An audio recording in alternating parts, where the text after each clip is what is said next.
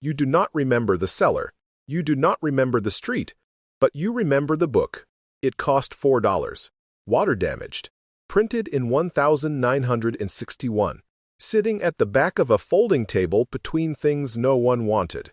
You almost did not pick it up. But the first line stopped you cold. Capital is not earned. It is preserved. Everything else suddenly felt like noise. At the time, you were 27. You had $18,000 saved. You were doing everything right. Decent job, steady income, tracking your expenses, watching videos, learning, and still, your money moved like weather. Up in good months, gone when life happened, and no matter how disciplined you were not getting ahead. So you sat in your car in that parking lot and read the entire book. It did not teach you something new. It showed you something uncomfortable. You were not building wealth. You were managing money. And those are not the same thing. Rule 1. Never touch the principal. The book explained investing in a way no modern content does. Not growth. Not timing. Not chasing returns. But something simpler. Protection. Real wealth starts with one decision. A portion of your money is no longer yours to spend. Ever. Not for emergencies. Not for opportunities. Not even when you are tempted. You went home, looked at your $18,000, and made a decision. $10,000 of it was gone. Not spent. Lot. You moved it into an account, and for the first time, you stopped checking it. The first month felt wrong. The second month felt strange. By the third month, you understood something most people never do. Wealth grows when you stop interfering with it. The first shift, you stopped measuring how much money you had. You started measuring how much you refused to touch. And that changed something deeper. Rule 2. Spend like it matters. The book did not say, spend less. It said, spend on things that last. You looked at your life, and for the first time, felt uncomfortable. Not because you were spending too much, but because you were spending without thinking. Small upgrades, trends, things that felt good for a moment and disappeared. So you stopped. Not everything, just the unnecessary. You stopped replacing things that still worked. Stopped chasing newer versions. Stopped buying out of boredom. And something strange happened. Your savings started increasing, without your income changing, not dramatically, but consistently. That is when it clicked. Most people do not lose money. They leak it. Rule 3. Your income is not your identity. In 2026, everyone is performing success. The car, the apartment, the lifestyle, everything is visible. Everything is curated. And you had been part of it, without realizing. Then you stepped back. You kept your same car. It was not new. It was not impressive. But it worked. And you stopped apologizing for it.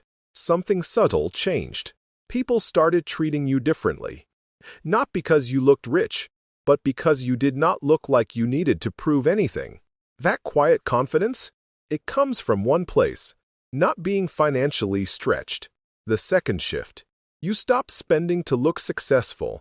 You started spending to stay stable. Rule 4. Let your work speak. You turned 30. Your savings had grown.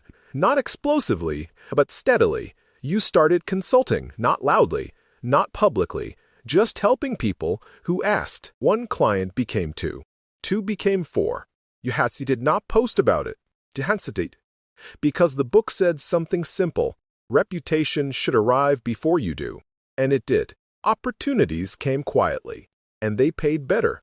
Every extra dollar you earned went back into principal. You did not upgrade your life. You upgraded your position. The third shift, money stopped being something you spent. It became something you built. Rule 5. Protect time, not just money. By your mid-30s, something changed. Your income increased. But more importantly, your obligations did not. You had room. Room to think. Room to choose. Room to wait. You made slower decisions. Ignored fast money. Focused on things that would matter years later. Because you finally understood, time is the only asset you cannot rebuild. So you stopped chasing speed and started choosing direction. The result: by 38, your life looked different. Not flashy, not dramatic, but stable, predictable, quietly growing. Your money worked, your stress dropped, and your decisions came from clarity, not pressure. The final shift: you stopped measuring success in years. You started measuring it in decades. The truth most people miss: wealth does not come from doing more. It comes from doing less, but doing it consistently, not touching your base, not leaking your money, and performing your lifestyle, not rushing your decisions. Simple rules, applied for a long time, back to the beginning. Somewhere right now, someone is standing in a parking lot, holding a cheap book, reading a sentence they do not fully understand yet. Capital is not earned, it is preserved. Most people will ignore it, go back to scrolling, go back to noise, but a few will not, and those few will not become rich overnight. They will become something better. They will become stable, then patient, then free, not quickly, but permanently. Final line: the rules are simple. The book is cheap. The only real cost is giving up the version of you that wanted it fast.